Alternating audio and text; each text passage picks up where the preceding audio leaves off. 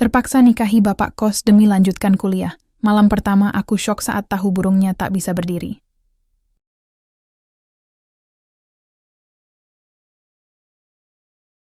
Namaku Sabrina Vistarevi, biasa dipanggil Bri atau Rina. Aku lahir di sebuah desa kecil di Jawa Tengah, tepatnya di Klaten, sebuah kota kecil yang damai dan jauh dari keramaian kota besar. Ayahku adalah seorang guru SD yang sederhana, sedangkan ibuku hanya ibu rumah tangga yang kadang berjualan makanan ringan di pasar. Sejak kecil aku dikenal sebagai anak yang rajin dan tekun. Aku selalu percaya bahwa pendidikan adalah tiket untuk keluar dari kemiskinan. Setelah lulus SMA, aku diterima di Universitas Gadjah Mada Yogyakarta dengan jurusan Ilmu Komunikasi.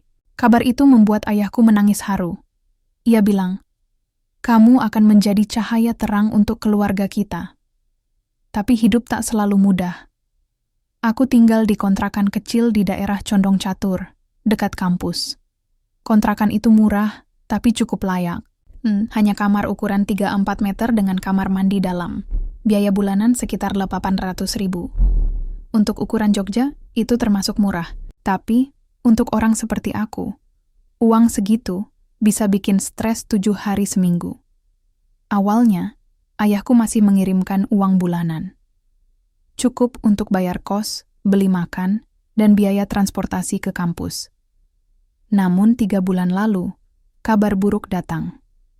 Ayahku meninggal mendadak karena serangan jantung saat sedang ngajar ibuku panik. Dengan kondisi ekonomi pas-pasan dan tanpa penghasilan tetap, ia tidak sanggup lagi mengirimkan uang. Bahkan untuk biaya pemakaman saja, kami harus berutang ke tetangga dan saudara. Aku mencoba bertahan. Aku ambil beberapa pekerjaan part-time, les privat, jualan pulsa, bahkan sempat nyuci baju tetangga. Tapi semua itu masih belum cukup. Aku hampir putus asa. Hingga suatu sore, ketika matahari mulai tenggelam, aku duduk sendirian di warung nasi goreng langganan, tempat biasa aku kerjakan tugas-tugas kuliah. Ponselku bergetar, isi pesan dari Bu Endang, ibu kosku. "Nak Bri, maaf ya. Kalau sampai besok belum bayar, kamu harus pindah. Kami juga punya pengeluaran." Aku memandangi layar ponsel itu lama. Air mata nyaris jatuh. Aku tahu ini bukan kesalahan mereka. Aku memang sudah telat 2 minggu. Aku menunduk, mencoba menahan emosi. Aku merasa seperti gagal. Seperti pecundang yang tidak bisa membela dirinya sendiri. Semua impian tentang masa depan mulai pudar.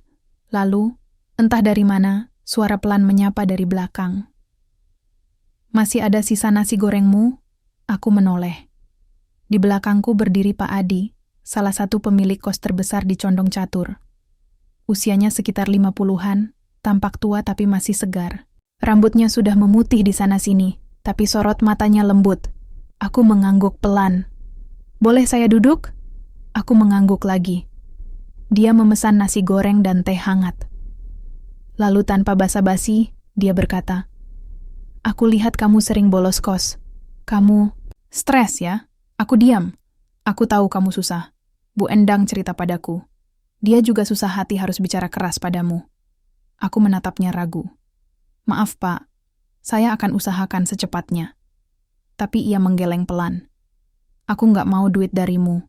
Aku cuma butuh satu hal." Suaranya tenang tapi tegas. "Aku menunggu. Nikahin aku." Aku tertegun. Aku pikir itu lelucon. Tapi wajahnya benar-benar serius. "Pak, apa maksud Bapak?" Tanyaku gemetar. "Istriku udah lama pergi. Aku tinggal sendiri. Aku nggak butuh istri sungguhan. Aku cuma butuh status resmi. Dan kamu butuh tempat tinggal dan biaya kuliah. Aku bisa kasih semua itu." Aku menelan ludah. Otakku berputar cepat. "Tapi, kenapa saya?" "Karena aku lihat kamu tekun. Rajin. Pantang menyerah. Kalau kamu jadi istriku, aku janji nggak ganggu kamu. Nggak macem-macem. Aku cuma ingin kamu tetap bisa kuliah dan punya tempat tinggal yang aman." Malam itu, setelah berpikir panjang, aku menerima tawarannya. Entah apa yang membuatku yakin. Entah karena tekanan hidup atau harapan yang mulai memudar. Tapi aku melangkah menuju takdir baruku. Dengan hati yang masih patah, aku mulai bab baru dalam hidupku, bab yang tak pernah kutuju tapi harus kulalui. Aku masih belum bisa percaya. Ini benar-benar nyata. Aku, Sabrina Fistarevi, perempuan 22 tahun yang dulu bercita-cita menjadi jurnalis terkenal, sekarang berdiri di sebuah ruangan kecil dengan pakaian pengantin sederhana. Sebuah kebaya putih yang kubeli dari pasar loak karena harganya murah. Rambutku disanggul asal dan wajahku tak dirias dengan rapi seperti yang biasa kulihat di foto-foto pernikahan teman-temanku. Ini bukan pernikahan impian. Tidak ada undangan mewah. Tidak ada dekorasi megah. Tidak ada keluarga besar datang dari desa. Hanya beberapa orang saksi. Salah satunya Bu Endang, ibu kosku, dan Pak Dudi, tetangga sebelah, yang sering membantu urusan administrasi di lingkungan kos-kosan. Dan tentu saja, Pak Adi. Dia berdiri di hadapanku, mengenakan setelan jas hitam lusuh tapi rapi. Sorot matanya tenang, tidak ada tanda-tanda gugup atau bahagia. Sepertiku, dia juga hanya menjalani ini sebagai kesepakatan. Seorang petugas KUA tampak sedikit heran melihat suasana acara yang begitu dingin. Ia memandang kami bergantian, lalu mulai membacakan naskah ijab kabul. Aku terima nikahnya Sabrina Fistarevi dengan mas kawin uang tunai 100.000 dibayar tunai. Suara itu menusuk telingaku. Aku menelan ludah. Rasanya seperti aku baru saja dilelang dan dibeli. Saya terima, jawab Pak Adi tanpa ragu. Kami pun resmi menikah. Setelah prosesi selesai, kami diminta untuk saling bersalaman dan berfoto. Itu saja. Tidak ada resepsi. Bahkan tidak ada kue pengantin. Setelah itu, semua tamu pulang. Tinggal aku dan Pak Adi sendirian di ruang tamu kontrakan lamamu. Aku duduk di sudut sofa, tak menyentuh teh hangat yang ia sediakan. Hatiku sesak. Kenapa? Kamu diam terus? Tanyanya pelan. Aku mendongak. Saya cuma merasa ini semua tidak benar. Ia menghela napas. Aku tahu ini bukan pernikahan yang kamu impikan.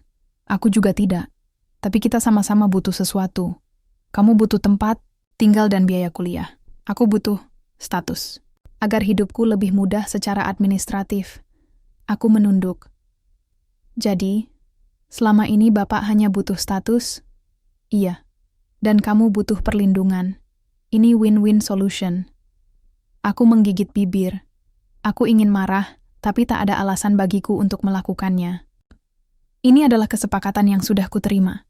Aku sendiri yang setuju. Saya janji nggak akan ganggu kamu. Aku nggak mencari istri sungguhan. Aku cuma ingin kamu aman. Dan kalau kamu butuh biaya tambahan, aku siap bantu. Biaya semester? Bayar. Kos? Gratis. Makan? Aku tanggung. Asal kamu jaga penampilanmu. Jangan sampai orang bilang buruk tentang kita. Aku menatapnya. Penampilan maksud Bapak? Jangan sampai orang tahu ini hanya pernikahan formal.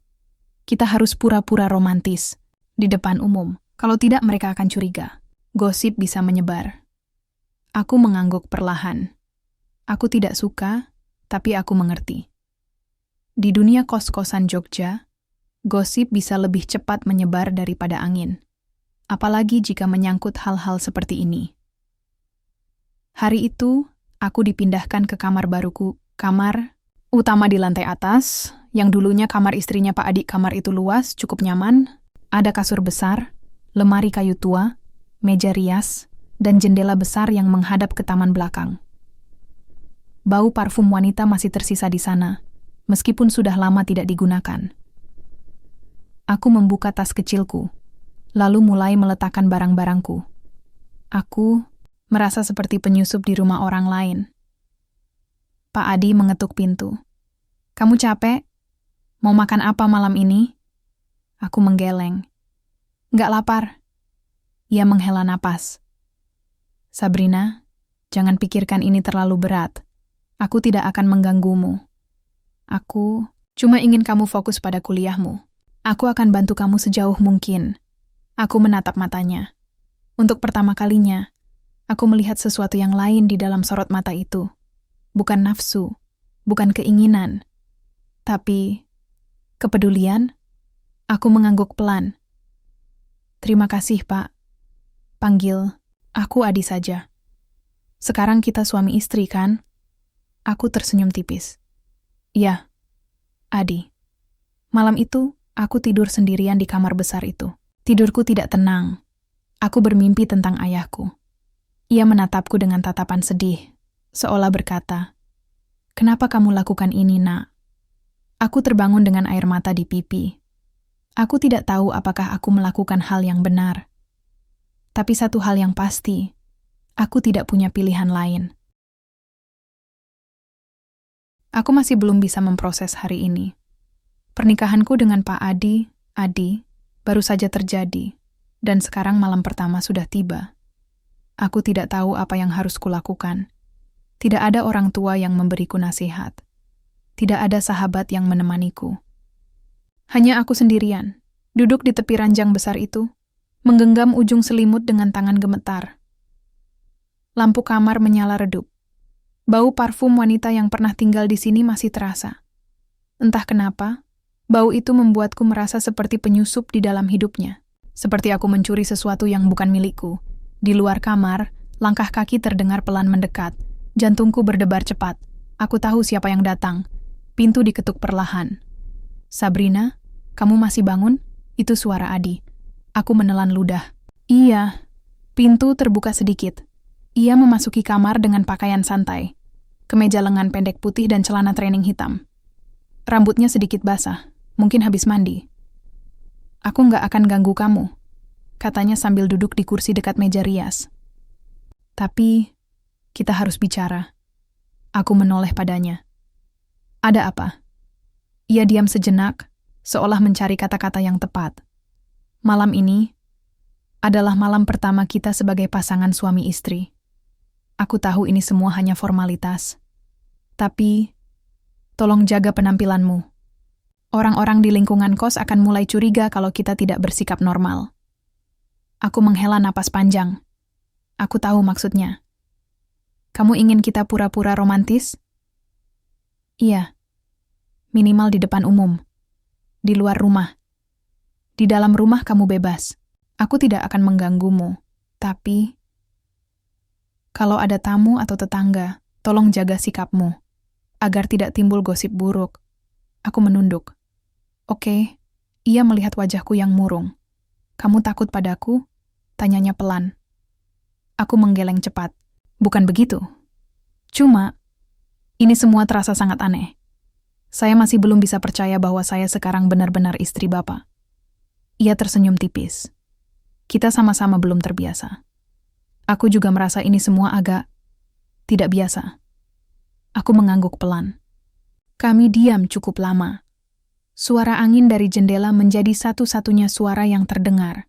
Lalu tiba-tiba ia berkata, "Kalau kamu butuh apapun, bilang saja. Aku janji akan bantu kamu, termasuk biaya kuliah. Besok pagi, kamu bisa ke kampus. Aku yang urus administrasi semester kamu. Kamu fokus pada belajar saja." Aku menatap matanya. "Kenapa Bapak baik sekali pada saya?" Ia diam sejenak. Lalu menjawab pelan. "Karena aku pernah punya mimpi yang sama. Dulu, aku juga ingin melanjutkan hidupku lewat pendidikan, tapi gagal. Aku tidak mau kamu mengalami hal yang sama." Aku tidak tahu harus berkata apa. Aku hanya bisa mengucapkan satu kata. "Terima kasih." Ia mengangguk. "Sekarang tidur dulu. Besok hari pertama kamu sebagai istriku. Kita akan mulai semuanya dari awal." Setelah ia keluar dan menutup pintu, aku langsung merebahkan diri di atas ranjang. Tapi mataku tidak bisa tertutup. Otakku terus memutar-mutar pikiran. Apa aku melakukan hal yang benar? Apakah aku pantas disebut istri jika ini semua hanyalah sandiwara? Apakah ayahku menyetujui ini? Aku menutup wajahku dengan kedua tangan. Aku ingin menangis, tapi air mata tidak keluar. Entah jam berapa, akhirnya aku tertidur. Hari berikutnya berlalu begitu saja. Aku pergi ke kampus seperti biasa. Adi menjemputku di depan kontrakan dan bahkan membawakanku sarapan roti isi telur dan teh manis hangat. Di kampus, beberapa teman mulai bertanya, kok kamu dijemput om-om?" Pacar baru? Aku hanya tersenyum canggung. Bukan, keluarga. Tapi mereka tidak berhenti. Gosip mulai menyebar. Ada yang bilang aku nikah karena hamil. Ada yang bilang aku jadi simpanan pengusaha kos. Aku mencoba cuek.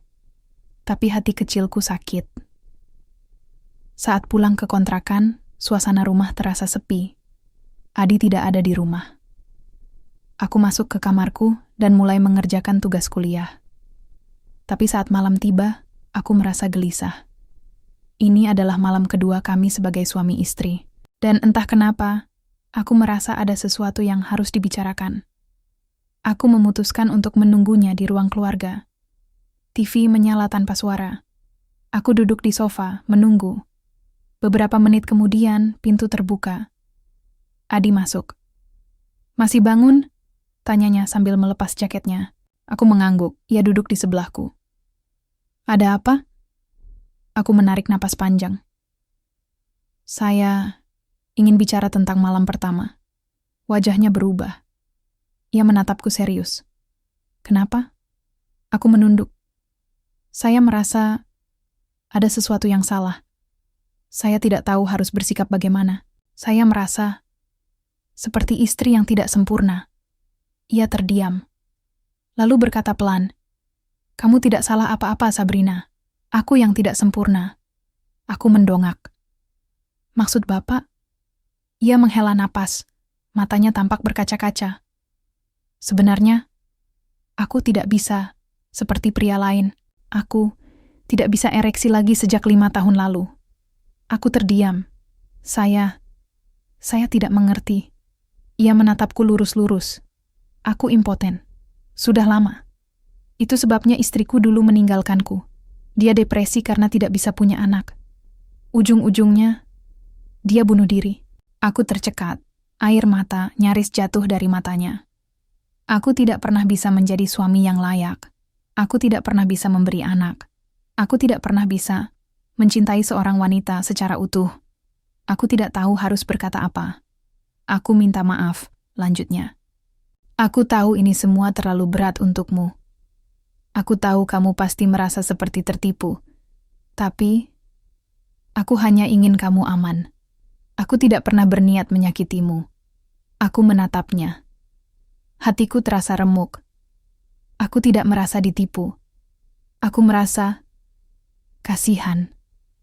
Dan entah kenapa, aku mulai merasa bahwa mungkin hubungan ini bisa lebih dari sekadar kesepakatan. Aku menyentuh tangannya perlahan. Saya tidak menyesal menikahi Bapak. Ia menatapku terkejut. Saya tidak peduli soal itu. Yang penting bagi saya, Bapak baik pada saya. Dan saya akan tetap di sini, sampai saya bisa berdiri sendiri. Ia terdiam. Lalu, pelan-pelan, sebuah senyuman samar muncul di wajahnya. "Terima kasih, Sabrina." Aku balas tersenyum. Dan meski ini adalah malam pertama yang tidak seperti yang dibayangkan banyak orang, aku merasa ini adalah awal dari sesuatu yang berbeda. Sesuatu yang mungkin bisa menjadi lebih dari sekadar pernikahan palsu. Aku tidak pernah menyangka bahwa menjadi istri orang bisa begitu melelahkan. Bukan karena tugas rumah tangga, bukan karena tekanan fisik, tapi karena dinding tak terlihat yang mulai muncul di antara kami, aku dan Adi. Bukan dinding kebencian atau permusuhan, tapi dinding rasa malu, rasa takut, dan ketidakpahaman. Setelah malam itu, setelah ia jujur tentang kondisinya, segalanya berubah, tapi juga tetap sama. Ia tetap baik padaku, tetap membantuku dengan biaya kuliah, tetap memastikan aku makan dengan teratur, tetap mengantarkanku ke kampus dan menjemputku saat hujan deras. Tapi entah kenapa, aku merasa ada sesuatu yang berbeda dalam sikapnya. Seperti ia mencoba menjaga jarak, meski secara fisik selalu dekat. Dan gosip, oh Tuhan, gosip semakin liar.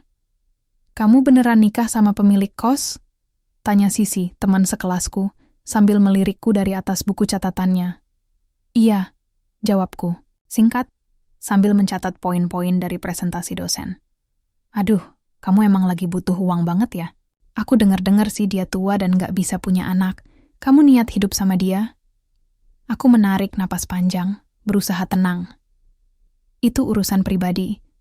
Tapi tentu saja, itu tidak cukup bagi mereka.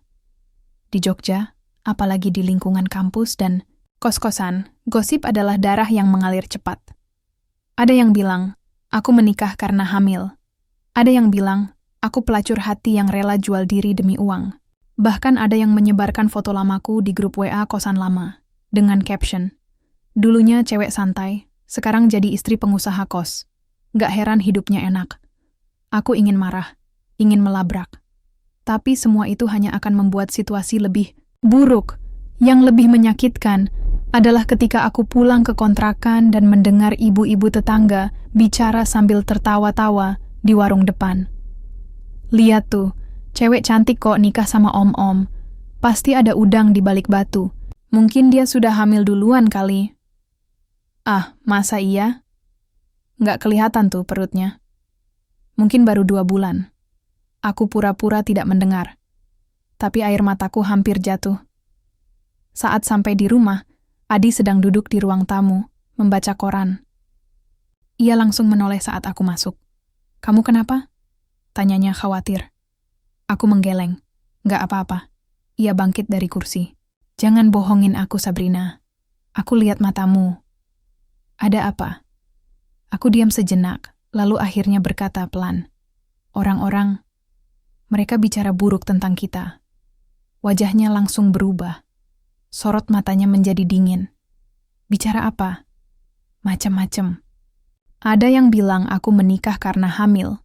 Ada yang bilang aku cuma cari uang. Adi menghela napas panjang. Lalu ia berkata, aku minta maaf. Ini semua karena aku. Karena statusku. Aku harusnya tidak usik hidupmu. Aku terkejut. Kenapa Bapak bilang begitu? Karena aku tahu ini berat untukmu. Aku tahu kamu pantas dapatkan yang lebih baik. Bukan hidup dengan pria seperti aku yang tidak bisa memberimu apa-apa. Aku menatapnya. Hatiku sakit. Bapak salah satu yang terbaik yang pernah ada di hidup saya. Kataku pelan tapi tegas. Tanpa Bapak, saya mungkin sudah putus kuliah. Tanpa Bapak, saya mungkin sudah hidup di jalanan. Tolong, jangan merendahkan diri sendiri. Ia terdiam. Kami saling menatap. Lalu tiba-tiba pintu diketuk. Pak Dudi, tetangga sebelah, masuk tanpa izin. Mas Adi, ada cowok tadi pagi nanya-nanya soal Bri. Katanya dia suka sama dia. Masih single atau enggak? Aku terkejut. Siapa? Anak Fakultas Ekonomi. Nama lengkapnya Rizky Pradita. Dia bilang sering lihat kamu di kampus. Terus dia tanya alamat kosmu. Aku bilang aja kamu sudah menikah. Aku menunduk. Adi langsung bertanya, kamu kenal dia? Aku menggeleng. Belum pernah ketemu. Cuma pernah lihat di kelas. Wajah Adi langsung berubah. Ia tampak marah. Jangan kasih nomor telepon atau alamat kalau ada orang asing nanya lagi. Jangan kasih celah. Orang kayak gitu bisa bahaya. Aku terkejut dengan nada kerasnya. Kenapa Bapak marah? Karena aku tidak mau kamu diganggu. Aku tidak peduli dia siapa. Kalau dia benar-benar serius, suruh saja datang ke sini. Aku yang akan bicara langsung. Aku tidak tahu harus berkata apa. Di satu sisi, aku kesal karena ia terlalu protektif. Di sisi lain, aku merasa dilindungi. Setelah Pak Dudi pergi, suasana kembali sunyi. Aku duduk di sofa. Adi masih berdiri di dekat meja. Bapak, kenapa peduli sama saya? Tanyaku pelan. Ia menatapku lama, lalu menjawab, karena aku merasa kamu beda. Kamu bukan sekadar istri dalam dokumen. Kamu lebih dari itu.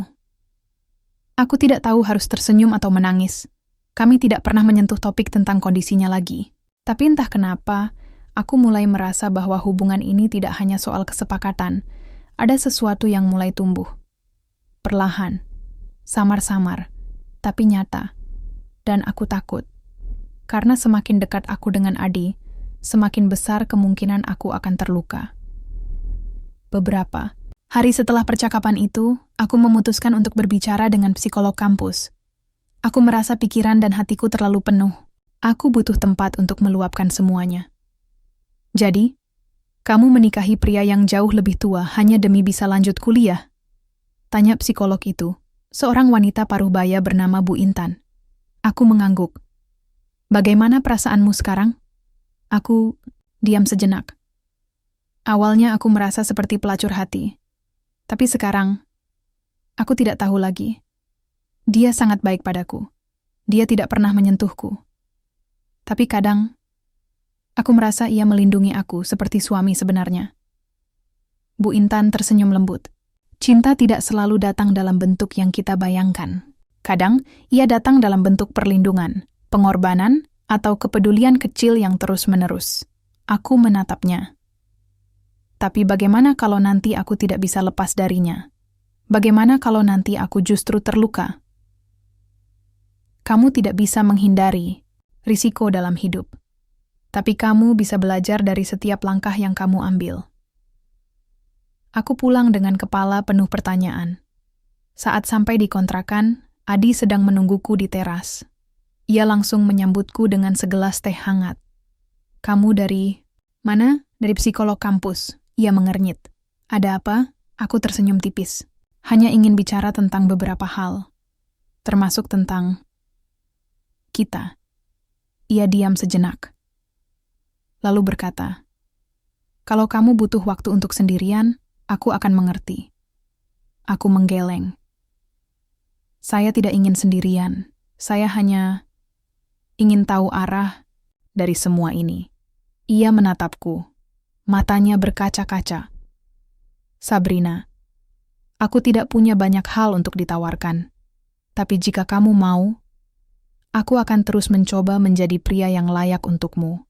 Aku menahan napas. Lalu, pelan-pelan aku berkata, saya tidak membutuhkan pria sempurna. Saya hanya butuh seseorang yang mau mencoba. Kami saling menatap. Dan untuk pertama kalinya, aku merasa mungkin aku tidak hanya menikahi seorang pria karena uang. Mungkin aku menikahi seseorang yang bisa mencintai dan dicintai, meskipun tidak dalam cara yang biasa. Aku tidak pernah menyangka bahwa hidup bisa berubah hanya dalam hitungan jam. Itu semua dimulai ketika Adi tiba-tiba pingsan di ruang makan pagi itu.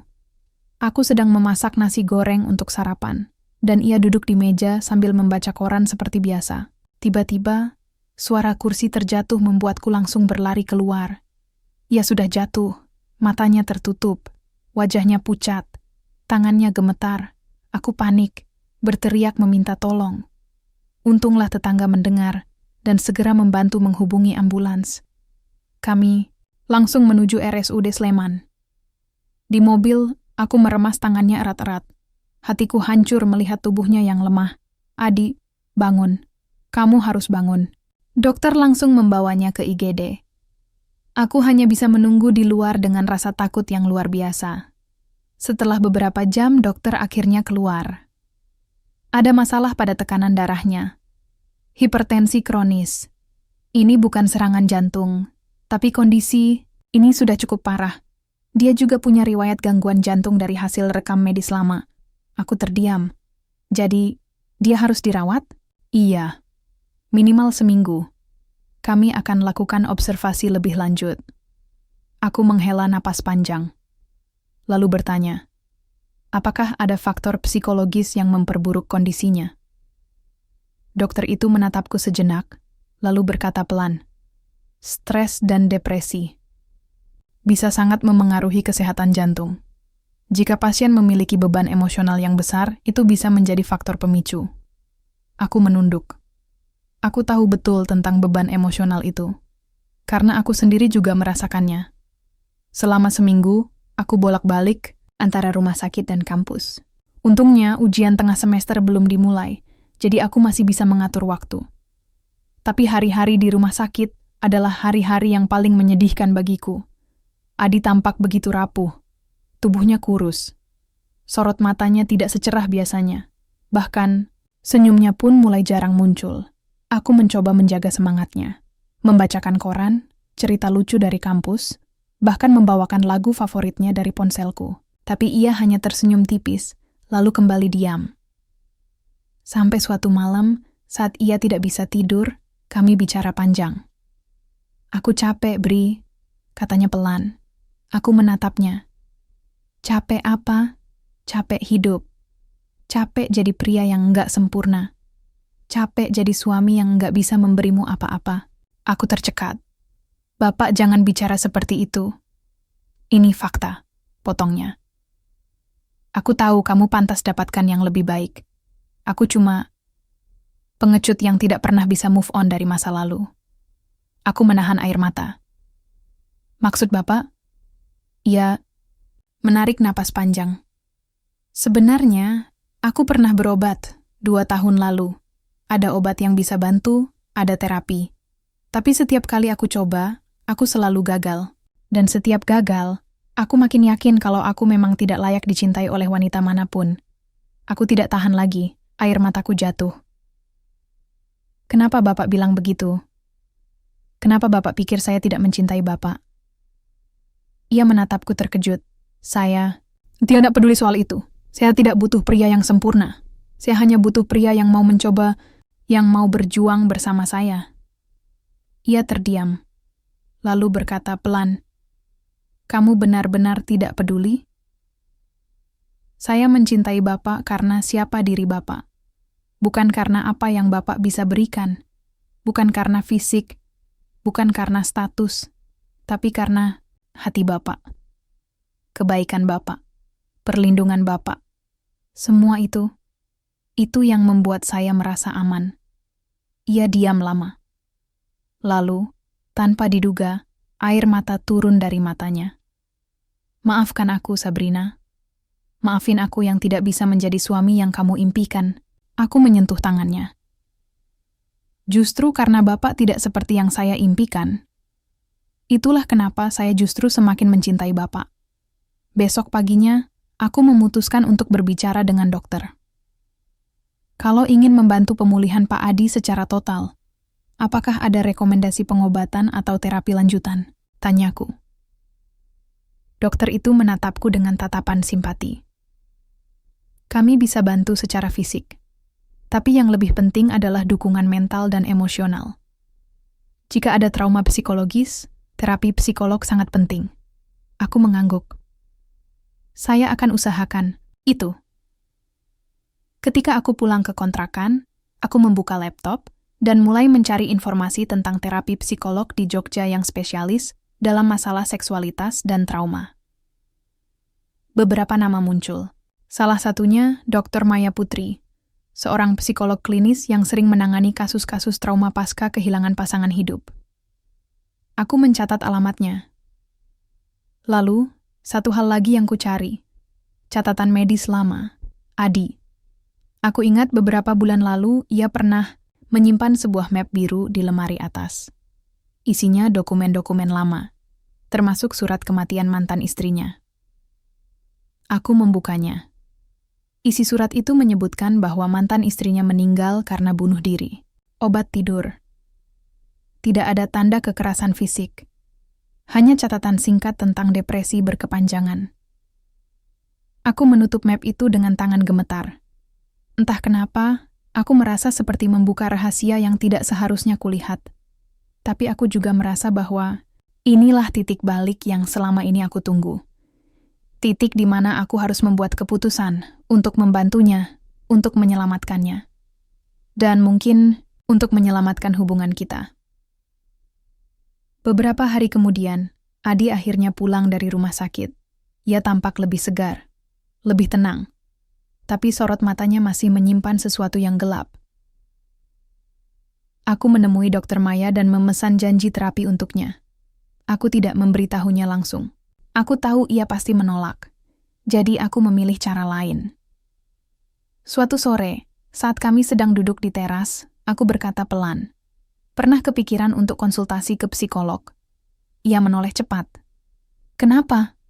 Aku cuma mikir, mungkin ada banyak hal yang masih Bapak pendam. Dan mungkin, dengan bantuan profesional, Bapak bisa lebih ringan. Ia diam, lalu berkata pelan. Aku tidak percaya sama psikolog. Aku juga awalnya tidak percaya. Tapi aku pergi ke sana minggu lalu. Dan ternyata, rasanya lega bisa bicara sama orang yang benar-benar mendengarkan. Ia menatapku lama. Kamu ke psikolog? Iya. Soal kita. Soal hidupku. Soal masa depan. Aku hanya butuh tempat untuk meluapkan semuanya. Ia menunduk. Kamu benar-benar tidak marah padaku? Saya tidak pernah marah. Saya hanya ingin Bapak bisa sembuh. Fisik maupun mental. Ia diam lama. Lalu berkata pelan. Kalau kamu ikut bareng, mungkin aku mau coba. Aku tersenyum tipis. Aku akan temani Bapak sampai sembuh. Hari itu, aku membuat janji pertama untuk terapi mereka berdua, Adi dan mantan istrinya yang telah tiada. Dan meskipun ia tidak pernah bisa sepenuhnya pulih secara fisik, aku percaya ia bisa pulih secara jiwa. Karena cinta bukan hanya tentang apa yang bisa kita lakukan, tapi tentang apa yang mau kita coba bersama. Aku masih ingat hari pertama kami datang ke klinik psikolog Dr. Maya Putri. Langit Jogja pagi itu mendung, seperti mencerminkan perasaanku yang campur aduk. Aku duduk di sebelah Adi di ruang tunggu yang sederhana tapi nyaman. Dinding putih dengan lukisan abstrak berwarna lembut, aroma lavender dari diffuser di pojok, dan kursi-kursi empuk yang mengundang untuk rileks. Tapi Adi tidak terlihat rileks sama sekali. Ia menatap lantai kayu dengan tatapan kosong. Tangannya gemetar meski ia berusaha menyembunyikannya. Setiap kali pintu ruang terapi dibuka, tubuhnya sedikit tegang. Kita bisa pulang kalau kamu nggak siap, bisiku pelan. Ia menghela napas panjang. Aku hanya belum pernah bicara soal ini pada orang asing. Aku juga awalnya takut. Tapi percayalah, ini bukan tentang membongkar rahasia. Ini tentang memberi ruang untuk hatimu bernapas. Pintu terbuka. Seorang wanita muda berambut pendek tersenyum ramah. Pak Adi dan Ibu Sabrina, silakan masuk. Adi bangkit pelan.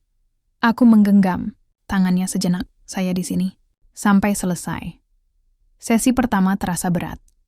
Aku tahu itu dari wajahnya saat keluar dari ruangan. Sorot matanya lebih redup. Bibirnya diam tanpa senyum. Ia langsung masuk ke mobil tanpa berkata apapun. Aku memulai percakapan saat kami dalam perjalanan. Pulang. Bagaimana sesinya? Ia diam sejenak. Lalu menjawab pelan. Dia bertanya banyak hal. Tentang istriku. Tentang masa lalu. Tentang aku sendiri. Aku menunggu ia melanjutkan. Dulu, setelah dia meninggal, aku sempat berpikir untuk ikut saja. Aku merasa hidupku tidak ada artinya lagi. Tapi kemudian, aku lihat kontrakan-kontrakan itu. Semua penghuni yang bergantung padaku. Aku sadar, aku masih punya tanggung jawab. Jadi aku tetap bertahan, hidup, tapi hanya secara fisik. Aku menatapnya dari sudut mata. Kenapa Bapak tidak pernah cerita soal ini? Karena aku malu. Aku merasa gagal. Sebagai suami, sebagai pria, sebagai manusia, aku menepuk lengannya lembut. Bapak bukan gagal. Bapak sedang berjuang. Dan sekarang, saya akan bantu Bapak. Ia menatapku sejenak, lalu tersenyum tipis. Senyum yang jarang kulihat akhir-akhir ini. Terima kasih, Bri. Setiap minggu kami terus datang ke klinik itu. Sesi demi sesi. Kata demi kata. Kenangan demi kenangan. Perlahan, aku mulai melihat perubahan. Adi mulai lebih sering tertawa, meskipun kecil. Ia mulai mau bicara lebih banyak. Tentang mantan istrinya. Tentang bagaimana mereka bertemu. Tentang bagaimana hubungan mereka mulai retak karena tekanan kesuburan. Tentang bagaimana ia merasa tidak bisa menjadi suami yang cukup baik. Dan satu kali, di tengah sesi, Dr. Maya menanyakan sesuatu yang membuatku terdiam. Apakah Anda pernah merasa bahwa ketidakmampuan Anda untuk ereksi bukan hanya soal fisik, tapi juga soal trauma? Adi menatap dokter itu. Matanya berkaca-kaca. Maksud Ibu? Ada banyak kasus di mana impotensi tidak hanya disebabkan oleh faktor fisik atau hormonal, tapi juga oleh trauma emosional yang sangat dalam. Dalam kasus Anda, mungkin trauma atas kehilangan istri dan penolakan diri sendiri sebagai pria adalah penyebab utamanya. Adi terdiam, lama. Lalu, pelan-pelan ia berkata, Saya selalu pikir ini soal tubuh saya. Ternyata, jiwaku yang lebih sakit. Aku menahan napas, itu adalah titik balik. Titik di mana ia mulai menyadari bahwa penyakitnya bukan hanya soal organ, tapi tentang perasaan tidak layak yang telah menggerogoti jiwa selama bertahun-tahun. Beberapa hari setelah sesi itu, Adi memutuskan untuk mencoba terapi tambahan, pengobatan herbal dan meditasi. Kami pergi ke sebuah klinik alternatif di Imogiri. Tempat itu tenang, dikelilingi sawah dan udara pegunungan. Di sana, kami bertemu dengan seorang praktisi bernama Mbah Rasto, seorang lelaki tua yang katanya ahli dalam pengobatan jiwa dan tubuh. Penyakit yang tidak kelihatan biasanya lebih berbahaya daripada yang tampak, katanya saat kami bertemu. Ia memberikan beberapa ramuan herbal dan panduan latihan pernapasan serta meditasi harian. Coba lakukan ini bersama istri Anda. Biarkan energi cinta yang menyembuhkan. Aku dan Adi saling pandang. Ada rasa malu-malu, tapi juga harapan. Sejak hari itu, setiap pagi sebelum berangkat kerja dan malam sebelum tidur, kami melakukan latihan itu bersama. Duduk berhadapan, menutup mata, menarik napas dalam-dalam, lalu fokus pada aliran energi di tubuh. Awalnya, rasanya aneh. Tapi lama-lama, aku mulai merasa bahwa ada kedekatan yang berbeda di antara kami. Kedekatan yang lebih dalam dari sekadar suami istri. Lebih dari sekadar teman hidup. Seperti dua jiwa yang saling melengkapi. Suatu malam, setelah latihan selesai, Adi berkata pelan, "Bri, terima kasih sudah tidak menyerah padaku." Aku menatapnya. Saya yang harusnya bilang terima kasih, karena Bapak mau mencoba. Ia tersenyum. Lalu, pelan-pelan, ia berkata, "Aku mulai merasa jiwaku lebih ringan." Aku tersenyum. Itu tandanya kita berhasil. Pertemuan kami dengan Dr. Maya berlanjut hingga bulan ketiga. Di sesi terakhir, ia bertanya, "Kalau kamu boleh pesan satu hal kepada dirimu 5 tahun lalu, apa yang ingin kamu katakan?" Aku menjawab duluan. Aku akan bilang pada diriku yang masih ragu-ragu untuk percaya bahwa cinta itu bukan tentang fisik. Cinta itu tentang usaha, tentang keberanian, tentang komitmen untuk tetap mencoba, meskipun tidak sempurna. Dr. Maya tersenyum, lalu menoleh ke Adi. Ia diam sejenak, lalu berkata pelan, "Aku akan bilang pada diriku dulu bahwa aku tidak perlu sempurna untuk dicintai. Bahwa aku layak bahagia, bahwa aku tidak sendirian." Aku menatapnya. Air mataku hampir jatuh. Kami pulang dengan hati yang berbeda, lebih ringan, lebih tenang. Dan untuk pertama kalinya, aku benar-benar percaya bahwa ia akan sembuh, fisik maupun jiwa. Hidup terus berjalan, tapi rasanya seperti ada sesuatu yang sudah mulai berubah di antara kami. Adi, dia bukan lagi pria yang sama seperti dulu. Dia lebih tenang, lebih percaya diri. Bahkan sorot matanya kini tidak lagi penuh penyesalan, tapi harapan. Setelah beberapa bulan menjalani terapi dan latihan meditasi, perubahan kecil mulai terlihat. Ia bisa tertawa lebih sering, bisa menyentuh tanganku tanpa ragu, bisa memelukku saat aku menangis karena stres kuliah. Dan meskipun secara fisik ia belum sepenuhnya pulih, setidaknya ia tidak lagi merasa bahwa hidupnya adalah kegagalan. Aku juga berubah. Aku tidak lagi melihatnya hanya sebagai sosok laki-laki yang membantuku agar bisa kuliah. Aku melihatnya sebagai tempat bersandar, sebagai pelindung, sebagai sahabat. Dan entah sejak kapan, mungkin sejak malam pertama itu, atau mungkin jauh sebelumnya, aku mulai mencintainya. Tapi aku takut mengakui perasaan ini. Karena cinta itu membuatku rentan. Pagi itu, seperti biasa, Adi mengantarkanku ke kampus. Jalanan Jogja masih lengang, matahari baru saja naik. Kami duduk di mobil dalam diam, tapi suasana tidak canggung, justru nyaman. "Kamu capek?" tanyanya sambil menyetir.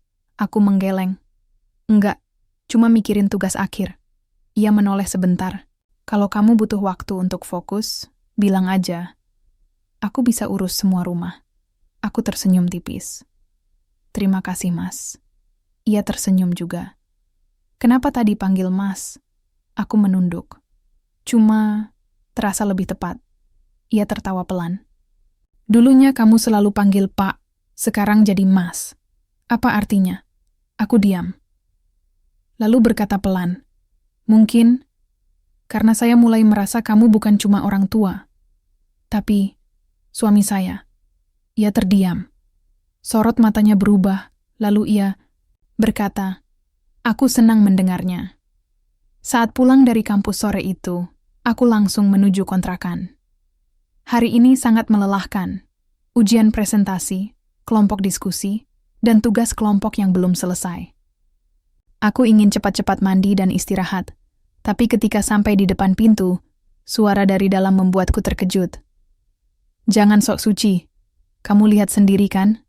Dia sering pulang larut malam. Dan pasti bukan sama suamimu. Itu suara Bu Endang, Ibu. Kosku, aku terdiam. Di dalam, terdengar obrolan lain. Beberapa ibu-ibu tetangga sedang berkumpul. Sepertinya sedang ngobrol santai. Tapi topik mereka tentang aku. Bener juga ya. Kok bisa-bisanya cewek muda nikah sama om-om? Pasti ada uang di balik itu. Bisa jadi si om punya penyakit. Makanya cari istri muda biar sembuh. Ah, masa iya? Tapi kalau benar kenapa si Bri rela? Dapat apa? Aku menelan ludah. Hatiku sakit. Lalu tiba-tiba, suara Adi menyela dengan tegas. Jangan bicara macam-macam tentang istri saya. Semua suara berhenti. Aku mendekati pintu pelan-pelan.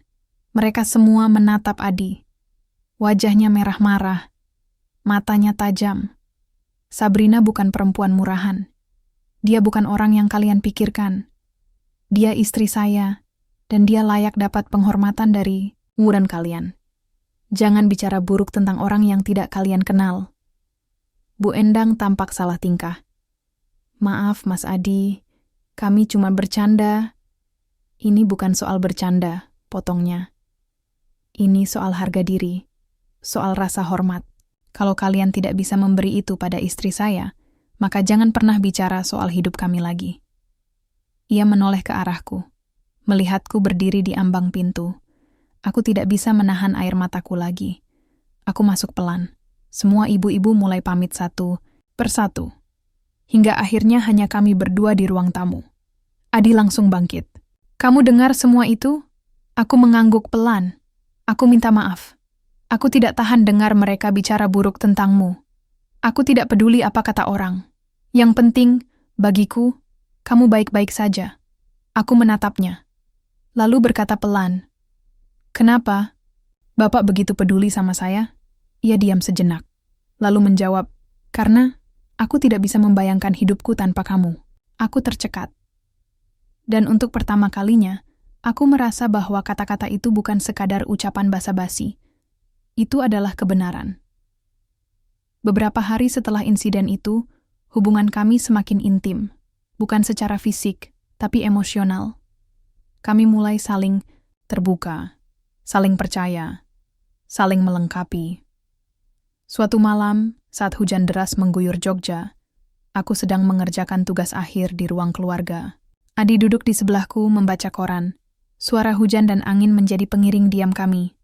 Tiba-tiba, ia berkata, aku pernah bermimpi punya anak. Aku menoleh. Ia tersenyum tipis. Dulu, aku dan mantan istriku sering membicarakan nama anak, perempuan atau laki-laki. Tapi, itu tidak kesampaian. Aku menatapnya. Saya juga kadang bermimpi jadi ibu. Tapi, mungkin itu bukan takdir kita. Ia menghela napas. Tapi, mungkin ada cara lain, seperti adopsi. Aku terdiam. Kamu mau? Ia menatapku. Kalau kamu setuju, ya. Aku tidak perlu darah yang sama untuk merasa memiliki anak. Yang penting, kita bisa menjadi orang tua untuk seseorang yang membutuhkan keluarga. Aku tersenyum. Saya setuju. Kami saling menatap. Dan untuk pertama kalinya, aku merasa bahwa kami benar-benar sebuah keluarga. Bukan karena dokumen pernikahan, bukan karena kesepakatan, tapi karena cinta yang tumbuh perlahan, yang lahir dari pengorbanan, pengertian, dan usaha. Beberapa minggu kemudian aku lulus sidang skripsi. Tema skripsiku adalah relasi non-romantis dalam pernikahan formal di Indonesia. Tentu saja berdasarkan pengalamanku sendiri. Saat wisuda, Adi datang. Ia memakai jas biru gelap dan dasi hitam. Rambutnya disisir rapi. Sorot matanya bangga saat melihatku berjalan menuju panggung. Setelah acara selesai, ia memelukku erat. "Selamat, istriku," bisiknya. Aku tersenyum. "Terima kasih, suamiku." Kami berdiri di tengah keramaian kampus, tapi rasanya seperti hanya kami berdua di dunia ini. Dan di tengah riuh tepuk tangan dan foto-foto keluarga wisudawan lainnya, aku tahu bahwa cinta kami mungkin tidak sempurna, tapi ia nyata. Dan itulah yang membuatnya indah. Aku duduk di teras rumah, menatap langit Jogja yang mulai memerah karena senja. Angin sore berhembus pelan, membawa aroma daun pisang dari dapur tetangga yang sedang memasak. Hidupku telah berubah. Tidak seperti yang kubayangkan 5 tahun lalu, saat pertama kali datang ke Jogja sebagai mahasiswi baru. Tapi juga bukan seperti yang kuharapkan ketika aku menerima tawaran aneh Adi untuk menikahinya demi bisa melanjutkan kuliah. Aku tidak pernah menyangka bahwa hubungan ini akan menjadi apa yang sekarang. Beberapa bulan setelah wisuda, kami mengajukan proses adopsi anak ke Dinas Sosial Yogyakarta. Prosesnya panjang dan melelahkan. Dokumen kelengkapan, wawancara psikolog, kunjungan rumah, hingga akhirnya kami diberikan kesempatan untuk bertemu dengan anak calon asuh. Namanya Maya, usianya 4 tahun. Anak yatim yang kehilangan kedua orang. Tuanya dalam kecelakaan 2 tahun lalu. Ia pendiam, pemalu, tapi sangat cerdas. Matanya besar dan penuh rasa ingin tahu, senyumnya membuat hati hangat. Kami sepakat untuk mengambilnya. Saat ia pertama kali masuk ke rumah, ia langsung menyembunyikan diri di balik tirai. Aku mencoba mendekatinya pelan-pelan, menyodorkan boneka kelinci kecil yang kubeli untuknya. "Namaku Bri," kataku lembut. "Dan kamu?" Ia diam sejenak, lalu menjawab dengan suara pelan, "Maya." Aku tersenyum. "Senang kenal kamu, Maya. Kamu gak usah takut lagi ya. Sekarang kamu punya keluarga." Adi berdiri di belakangku, menatap Maya dengan tatapan yang sama sekali baru. Bukan penyesalan, bukan keraguan, tapi harapan. Hari-hari setelah itu terasa lebih hidup. Maya mulai terbuka. Ia suka menari di depan TV saat lagu anak-anak diputar. Ia suka bercerita tentang imajinasinya, meskipun kadang tidak jelas. Ia juga mulai memanggil kami ayah dan ibu, dan setiap kali ia mengucapkannya, hatiku terasa hangat. Adi juga berubah. Ia lebih aktif dalam kehidupan Maya. Bangun pagi untuk menyiapkan sarapan, mengantarnya ke PAUD, bahkan rela ikut acara parenting di sekolahnya. Ia seperti menemukan kembali arti keluarga.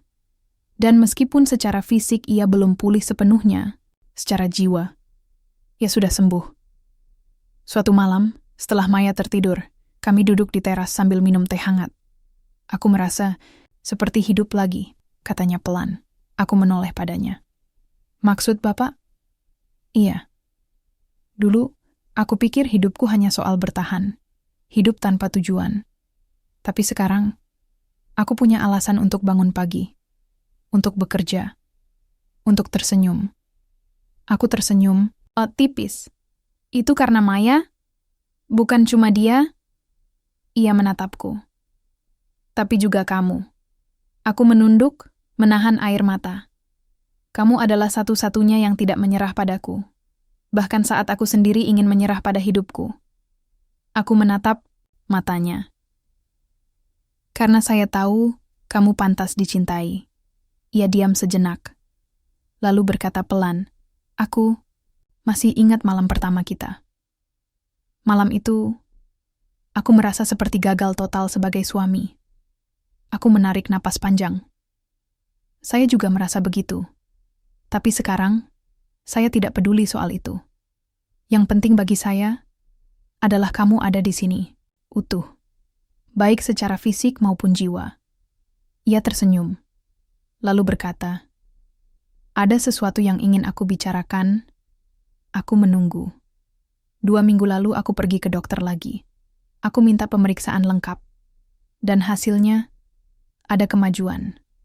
Memang belum sempurna, tapi tubuhku mulai merespons pengobatan." Aku terdiam. "Jadi?" Ia menatapku. "Jadi, kalau kamu mau, aku ingin mencoba. Bukan karena aku harus membuktikan sesuatu, tapi karena aku ingin memberimu keutuhan sebagai istriku." Aku menatapnya lama, lalu tersenyum. "Aku tidak butuh pembuktian, tapi aku akan coba." Beberapa bulan berlalu. Kami terus menjalani hidup bersama. Rumah kami tidak mewah, tapi penuh tawa, penuh kasih sayang, penuh cinta. Aku membuka bisnis kecil-kecilan, usaha jasa desain grafis dan konten media sosial. Adi membantu mengelola administrasi kontrakan, tapi sekarang ia lebih sering delegasi ke manajer barunya agar punya waktu lebih banyak untuk keluarga. Maya tumbuh menjadi anak yang ceria dan penuh bakat. Ia suka menggambar, menyanyi, dan bahkan pernah menang lomba puisi tingkat PAUD. Kami benar-benar sebuah keluarga. Dan meskipun awal perjalanan kami tidak indah, akhirnya kami sampai di tempat yang layak disebut rumah. Suatu hari, saat kami sedang piknik di Candi Prambanan, Maya tiba-tiba bertanya, "Ibu, Ayah, kalian saling suka, ya?" Aku dan Adi saling pandang, lalu tertawa pelan. "Ya, Nak," jawab Adi. "Ibu dan ayah saling suka, sangat." Maya tersenyum lebar. "Kalau gitu, aku senang jadi anak kalian." Aku memeluknya erat. "Kami juga senang punya kamu, Nak." Adi menyentuh kepalanya lembut. "Kamu adalah hadiah terindah yang pernah Tuhan berikan kepada kami." Pada suatu malam yang tenang, aku dan Adi duduk di balkon rumah, menatap bulan yang bulat sempurna. "Aku tidak pernah menyangka hidup akan seperti ini," ujarku pelan. Adi tersenyum. "Aku juga, tapi aku bersyukur." Aku menatapnya. "Kenapa Bapak menikahi saya dulu? Padahal Bapak tahu kondisi Bapak." Ia diam sejenak, lalu berkata, "Karena aku merasa kamu beda. Karena aku merasa kamu bisa menyelamatkanku. Bahkan sebelum aku sadar bahwa aku butuh diselamatkan." Aku tersenyum. "Dan ternyata, Bapak juga menyelamatkan saya." Kami diam sejenak, menikmati angin malam. Lalu Adi berkata pelan, "Sabrina, terima kasih sudah menjadi istri yang baik. Meskipun aku tidak sempurna." Aku menatapnya. "Terima kasih juga, Mas, karena sudah menjadi suami yang selalu berjuang untuk menjadi baik." Kami saling menatap. Dan untuk pertama kalinya dalam hidupku, aku merasa utuh, bukan karena status, bukan karena materi, tapi karena cinta yang lahir dari perjuangan, pengertian, dan keberanian untuk mencoba. Meskipun tidak sempurna, tapi nyata, dan itulah yang membuatnya berarti.